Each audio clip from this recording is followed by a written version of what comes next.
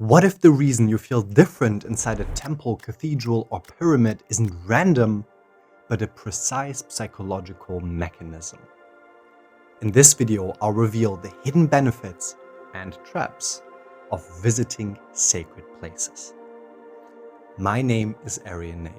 I'm the co-founder and CEO of Conductivity.com. And if you care about self-mastery, you're in the right place. Now stop. What just happened? I interrupted the default flow of this video. Similarly, sacred places can interrupt your default identity loop. Most people live inside repeating identity scripts, the same roles, environments, and input. Sacred places offer a drastic environmental shift. Different colors, scales, scents, symbolism. The result? A temporary loosening of cognitive rigidity, which leads to a window for change and transformation. I vividly remember when I first visited the temples in Egypt. The smell of the sun heating up the sand and ancient stones. The acoustic that turned bird songs into something orchestral. The intricate art carved into the walls and ceilings, precise, intentional, timeless. And then I felt it. Scale. Sacred architecture induces scale. And scale does something to you. It softens ego fixations, expands awareness, and creates inner depth. Linear problems shrink and life finally has space to expand. It's a stark contrast to modern life. Ads, social media, news cycles, constant stimulation pulling your attention outward and fragmenting your focus. Sacred sites embody something different. Timelessness, continuity, depth beyond your personal narrative. Noise decreases, scale increases, and clarity emerges naturally because the environment removes the interference that was blocking the answers you already carry within. And an important nuance. Even simple presence in these environments already creates effects. But when you engage in deliberate practice, the impact multiplies. Sacred places were rarely designed for passivity. They were environments for conscious participation. And once you slow down enough, in these environments, you might start noticing something else. Sacred sites confront you with mortality. Many contain tombs, relics, and symbology about birth and death. Here we see mortality presented in a structured, safe, and contemplative environment. When consciously integrated, it can create a healthy sense of urgency, sharpen your priorities, and strengthen your purpose-driven action. But sacred places don't confront you with mortality to create fear. It's embedded in a bigger context, in story, symbology, and archetypes.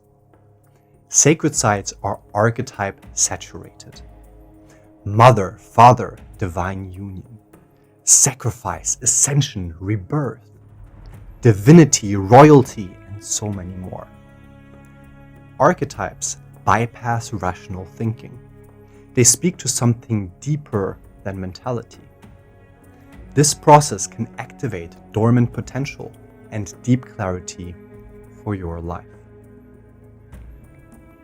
Similarly, you also can expand your horizon by studying deities, which are tightly connected to sacred places. In modern interpretations, many symbols and deities are simplified or distorted. In truth, deities often personify virtues like courage, devotion, or purity in narrative form. To me, I derive deep inspiration and even role modelship from them. What they represent elevates my thinking and expands my perspectives of what is possible. At the same time, mythologies also contain antagonistic figures, deities of deception, imbalance, or destructive ambition. They reveal the consequences of misaligned power and serve as sobering lessons on what to avoid. What you repeatedly expose yourself to doesn't just inspire you, it gradually calibrates your sense of what to embody and what to avoid in order to live a truly fulfilling life. And the same civilizations that encoded wisdom in mythology also encoded it in architecture.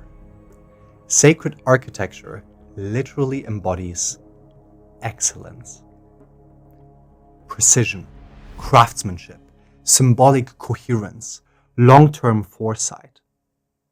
The structures were often built over decades, sometimes centuries, for permanence. When you stand inside something created with that level of devotion, your internal baseline begins to calibrate. Exposure to excellence quietly raises your standards. Your mastery requires exposure to higher standards. Sacred sites remind you what human beings are truly capable of when aligned with something greater than ego. And when I stand inside something devoted to what transcends the individual, I notice something else. A deeper alignment. A restoration of harmony, a reconnection to nature and ecology, a recalibration towards something greater. There is a sense of belonging, as if you become more attuned to the larger rhythm you are already a part of. Sacred places not only elevate standards, they restore inner coherence, the very foundation for conductivity. Now, all of this is extremely powerful, but most people never get to experience the benefits because they fall into the hidden traps. I cannot share all of them with you, but at least 5 to give you guidance. The first trap, coming to take instead of to exchange. Many people arrive subconsciously wanting to take energy, inspiration, answers. Sacred spaces operate on exchange. If you come only to receive on your own terms with your own agenda, you remain inside your identity loop. Sacred places have their own rhythm and logic. What's required is humility, not as submission, but as disciplined attention to something larger than yourself. So when you visit, enter in exchange and bring offerings. Second, expectation bias. Many people arriving expect a mystical feeling, a spiritual high, or dramatic revelations. But sacred effects unfold subtly, often quiet, delayed, and integrated literally throughout life. Expectations block your perception, whereas presence unlocks it. Third, surface level engagement. Most guides and visitors remain on the surface. Historical facts, dates, dynasties, but information is not the same as depth. Most people over-intellectualize, trying to decode everything immediately, turning the experience into a premature analysis. Sacred places are multi-layered. Some wisdom must be absorbed before it can be understood. If you stay at the surface, you leave informed, not transformed. Fourth, attention fragmentation. Sacred sites are also often touristic environments where photo sessions, social media documentation, souvenir shopping, and constant conversation easily take over. None of this is inherently wrong, but sacred places reward concentrated awareness. What you have to understand is that many of the sites are managed primarily for tourism flow. Visitors are moved through quickly. Certain areas are restricted. Stillness or meditation may even be forbidden. the environment won't always protect your focus. You have to protect it yourself. Depth requires initiative, sometimes even intentional positioning and strategizing. And mastery always requires effort, even in sacred places. Fifth, leaving without integration. You might feel inspired, expanded, but without integration, the experience might fade into memory.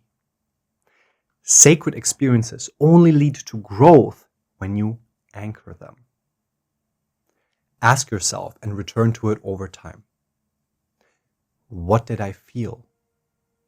What new perspectives emerged? What actions will I take? Reflection stabilizes insight. Without integration, even profound moments can dissolve. Sacred places don't change you. They reveal what you're ready to change. If this resonates and you want to experience this for yourself, we're guiding a sacred journey to Egypt. Ancient temples, the Great Pyramids, depth with structure and integration. Together with my co-founder and wife Sundari, our team, and our dedicated community. You'll find the details below. And if you're serious about mastery, the next video on your screen will definitely support you on your pathway. Now, as always, remember, the biggest lie is to not live your truth.